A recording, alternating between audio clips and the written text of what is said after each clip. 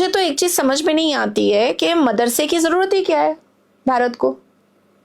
हमारा भारत तो कोई इस्लामिक है नहीं, हमारा तो भारत संवैधानिक है। सही बात है।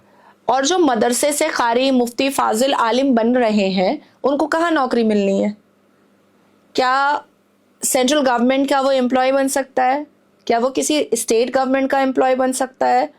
मैं ममता बनर्जी साहिबा से ही पूछ लेती हूँ कि उनके राज्य में जितने भी आलिम, फाजिल, मुफ्ती, कारी, हाफिज कुरान हैं, मुअज्जिन हैं, इमाम हैं, क्या वो उनको अपने चीफ मिनिस्टर के ऑफिस में नौकरी दे सकती हैं? नहीं दे सकती। सही सवाल है, बिल्कुल नहीं दे सकती हैं, अलाउ ही नहीं है।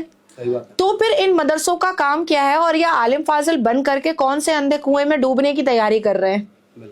यहाँ तो काम ही नहीं है। अरबी लैंग्वेज का यहाँ कोई काम नहीं है। अब आप सोचिए कि मुझे उर्दू, अरबी, पर्शियन, ये तीनों लैंग्वेज आता है, तीनों मैं लिखना, पढ़ना, बोलना, समझना जानती हूँ, ठीक है।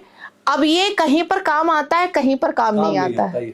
मैं कोर्ट जाती हूँ, कोई नहीं सुनता समझता। इवन बंगाल का कोई मामला लेकर के हम लोग सर्वोच्च न्यायपालिका जब जाते हैं और अगर एकाक लाइन बंगाली में रह जाता है तो तुरंत स्कूटनी डिपार्टमेंट क्या बोलता है कि इसको फिर से ट्रांसलेट करके लेकर आइए। तो जब इस राज्य के इस पूरे देश के एक राज्य का बंगाली लैंग्वेज सर्वोच्च न्यायपालिका में नहीं चल रहा है तो अरब का अरबी क्यों चला रहे हो भैया?